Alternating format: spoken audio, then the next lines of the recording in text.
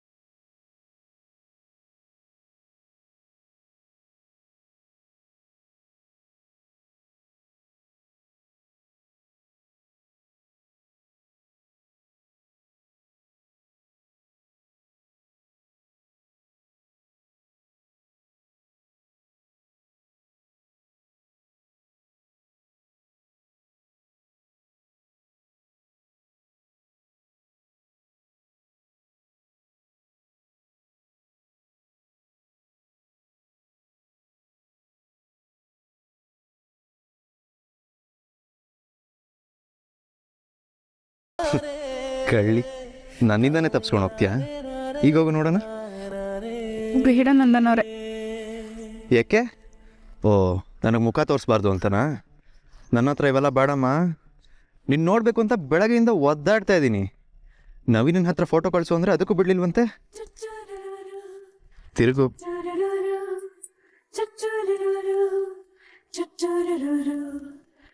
ಅಮ್ಮಾಜಿ ನಮಸ್ಕಾರ. ಅಜ್ಜಿ,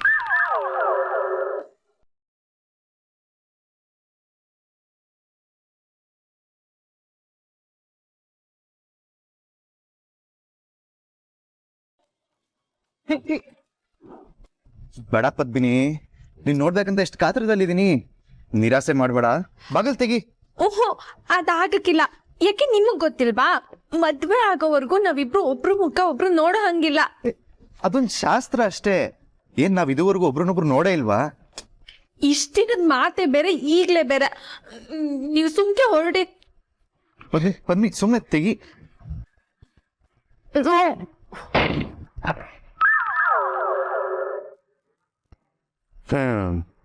ಇಷ್ಟದ ನನ್ನ ಮೇಲಿರೋ ಪ್ರೀತಿ. ಇರ್ಲಿ, ನಾನು ನೋಡ್ತೀನಿ ಅದೆಷ್ಟು ದಿನ ನನ್ನಿಂದ ತಪ್ಸ್ಕೊತೀಯ ಅಂತ.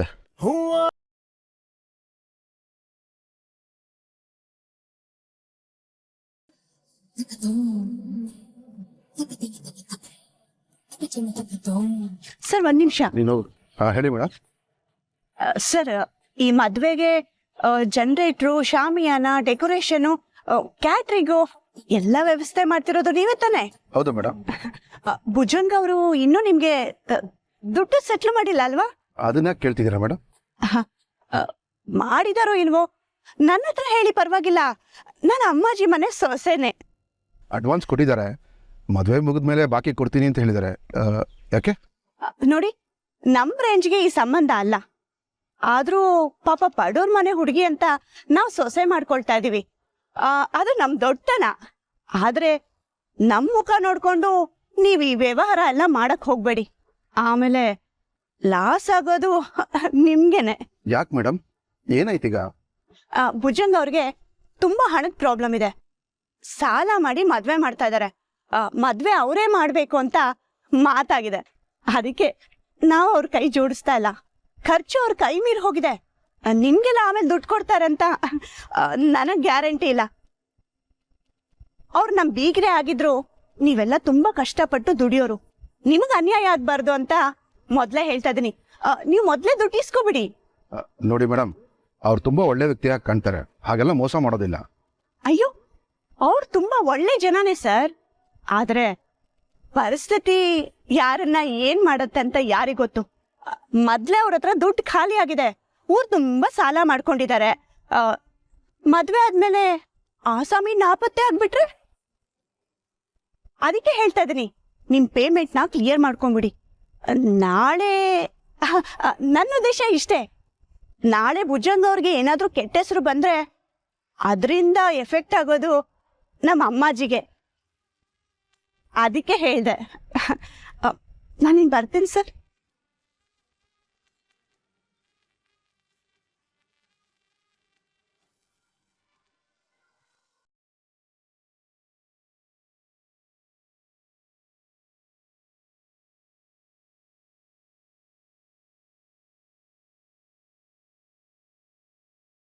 ಪದ್ಮಿನಿ, ಅಪ್ಪಯ್ಯ,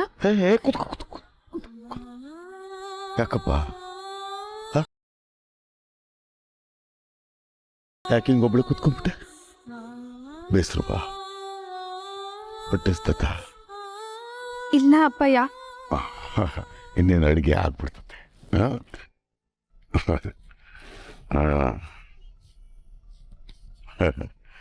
ಆಮಂತ್ರಣ ಪತ್ರಿಕೆ ಇನ್ನೇನು ಮದುವೆ ಆಗ್ಬಿಡ್ತು.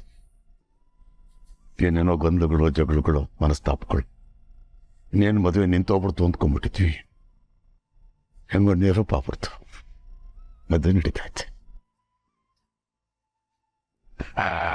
ನಾಳೆ ಒಂದು ಕಳೆದು ಬಿಟ್ರೆ ಪದ್ಮಿನಿ, ನಾನೊಂದು ಇದ್ದಕ್ಕಿದ್ದಂಗೆ ಸಾರ್ಥಕ ಬದುಕಿದ್ದಂಗೆ. ಯಾಕಪ್ಪ ಯಾಕೆ ಕೊಡ್ತಾ ಇದೆಯಾ? ಯಾಕೆ?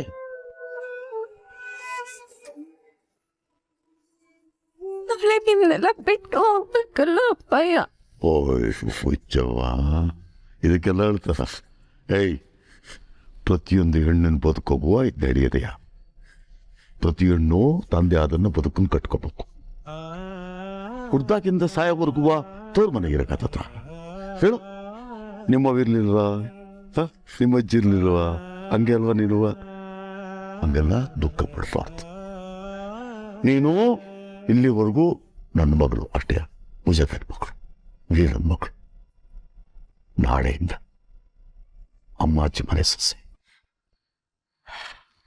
ನನಗೆ ಅಮ್ಮಾಜಿ ಮನೆ ಸೊಸೆ ನೀನು ಅನ್ನೋದೇ ದೊಡ್ಡ ಹೆಮ್ಮೆ. ಪ್ರತಿಯೊಂದು ಅಪ್ಪಂದು ಕನಸೇನು ಗೊತ್ತೇನಿಲ್ಲ, ತಾನು ಮುದ್ದಾಗಿ ಸಾಕಿದ ಹೆಣ್ಮಗಳನ್ನ ನೇರುಪಾದ ಮನೆ ಕೊಟ್ಬಿಟ್ಟು ಸುಖವಾಗಿರಂಗೆ ಮಾಡ್ಬಿಡ್ಬೋದು. ಅದು ನನಗೂ ದುಃಖ ಆಗುತ್ತೆ ಕಣಪ್ಪ, ನಿನ್ ಬಿಟ್ಟಿರೋಕ್ಕಾಗಲ್ಲ ನನಗೂ. ಆದರೆ ಅದಕ್ಕಿಂತ ಸಾರ್ಥಕತೆ ಐತಿ ನನಗೆ. ಏನು ಗೊತ್ತಾ? ಒಳ್ಳೆ ಮನೆ ನೀನು ಸೇರಿಸ್ತಿದ್ದೀನಿ ನೋಡು, ಅದು ಬಡ್ಬಾರ್ದು, ಸಂತೋಷವಾಗಿರ್ಬೇಕು.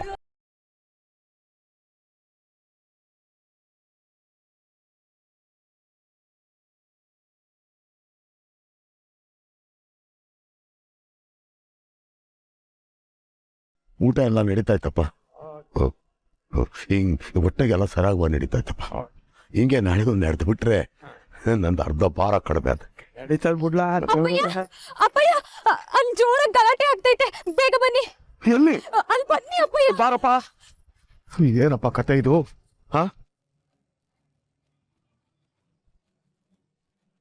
ಯಾಕಪ್ಪ, ಏನಾಯ್ತು?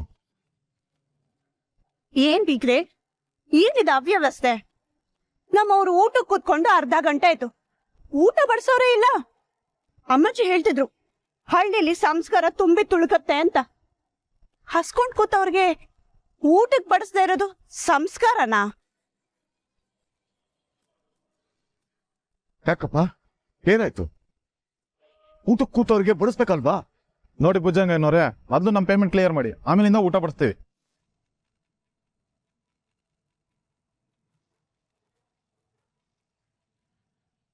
ಬರ.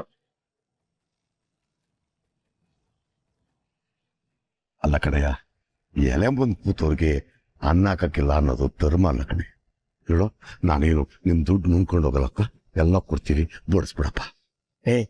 ಮದುವೆ ಮುಗಿತಿದ್ದಂಗ್ಲೆ ಎಲ್ಲ ದುಡ್ಡು ಸೆಟ್ಲ್ ಮಾಡ್ತೀವಿ ಕಣ, ಹೋಗಿ ಬಡಿಸೋಗ್ಲು. ಆಗಲ್ಲ ಸ್ವಾಮಿ, ನಮ್ಮ ದುಡ್ಡು ನಮಗೆ ಕೊಟ್ಟನೆ ನಾವು ಕೆಲಸ ಮಾಡೋದು, ಇಲ್ಲಾಂದ್ರೆ ನಾವು ಹೋಗ್ತಾ ಇರ್ತೀವಿ. ಹೋಗ್ತಾ ಇರ್ತೀಯ? ಹೋಗ್ಬಿಡ. ನಮ್ ಕೈ ಬಡಿಸ್ಕೊಳಕ್ಕಾಗಲ್ಲ ಅನ್ಕೊಂಡ್ಬಿಡ್ತೀಯ? ಹೇ ಸುಧಾಕರ್ ತಗೋಬರ ಉಳಿಸೆ ಇಲ್ಲ ಬರೀ ತಗೊಳ್ಳಿ. ರೇ ಭುಜಂಗಣ್ಣಾರೆ ನಿಂತ್ಕೊಳ್ರಿ, ನಮ್ ದುಡ್ಡು ನಮಗೆ ಕೊಟ್ರೆ ನಾವು ಊಟ ಬರ್ಸಕ್ ಬಿಡೋದು, ಇಲ್ಲಾಂದ್ರೆ ಬಿಡಲ್ಲ. ಯಾಕ್ಲ ಬಿಡೋದಿಲ್ಲ 20,000 ಅಡ್ವಾನ್ಸ್ ಕೊಟ್ಟಿಲ್ವಾ? ಮದ್ವೆ ಮುಗಿದ್ಮೇಲೆ ಇನ್ನೊಂದು ದುಡ್ಡು ಕೊಡ್ತೀನಿ ಅಂತ ಹೇಳಿಲ್ವಾ? ಒಂದ್ ನೆಂಟರಿಗೆ ಮಾನ ಕಳಿಬೇಕು ಅಂತ ಮಾಡಿದ್ಯಾ? ರೀ ನಾನ್ ಮಾಡ್ತಿರೋದು ವ್ಯವಹಾರ, ಬಂದಿರೋರು ನಿಮಗ್ ನೆಂಟ್ರು, ನನಗಲ್ಲ. ನಮ್ ದುಡ್ಡು ನಮಗೆ ಕೊಟ್ರಿ. ಕೊಡಕ್ಕಿಲ್ಲ ಕಡ್ಲ, ಏನ್ ಮಾಡ್ತೀಯ ಮಾಡೋದು. ರೇ ಮಾಡಿರೋ ಕೆಲ್ಸಕ್ಕೆ ಕಾಸು ಕೊಟ್ಟಿದ್ರೆ ಕೊಡಲ್ಲ ಅಂತೀರಾ? ಬಡವ್ರ ಹೊಟ್ಟೆ ಮೇಲೆ ಹೊಡೆದ್ರೆ ಉದಾರ ಹಾಕೊಂಡ್ರಿ ನೀವು.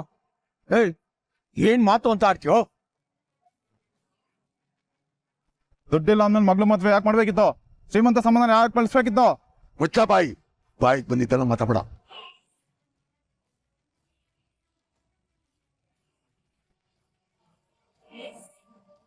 ತಗೋ ನಿನ್ ಕಾಸು ಯಾವನಿಗೆ ಬೇಕು? ತಗೋ 20,000. ಬಡವ್ರ ಹೊಟ್ಟೆ ಮೇಲೆ ಹೊಡೆದಲ್ಲ, ನಿನಗೆ ಒಳ್ಳೇದಾಗಕ್ಕಿಲ್ಲ, ಅನ್ಭವಿಸ ನೀವು.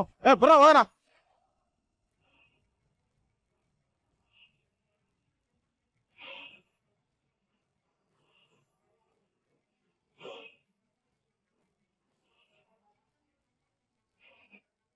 ಶುಭ ಕಾರ್ಯ ನಡೆಯೋ ಜಾಗದಾಗೆ ಒಳ್ಳೇದಾಗಕ್ಕಿಲ್ಲ ಅನ್ನೋ ಮಾತಾಡ್ ಹೋಗ್ಬಿಟ್ನಲ್ಲ ಅವನು.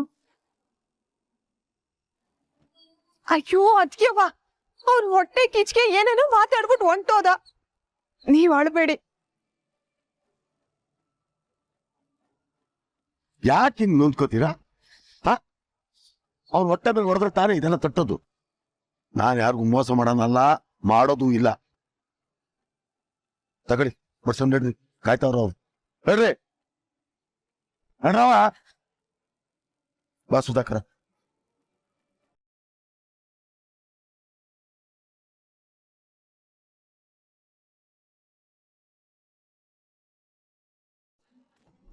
ಏನ್ ಕರ್ಮ ಇದು!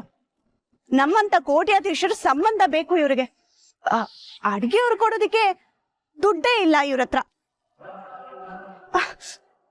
ಅಯ್ಯೋ ಪದ್ಮಿನಿ, ನೀನ್ ಇಲ್ಲೇನ್ ಮಾಡ್ತಾ ಇದ್ಯಾ? ಎಲ್ಲ ನೋಡ್ದ್ಯಾ? ಅಳ್ಬೇಡ ಪದ್ಮಿನಿ, ಸದ್ಯ ನೀನು ನಮ್ಮನೆ ಸೊಸೆಯಾಗಿ ಬರ್ತಿದ್ಯಾ, ಈ ಕಷ್ಟದಿಂದ ಪಾರಾಗ್ತಿದ್ಯಾ, ಖುಷಿ ಪಡು.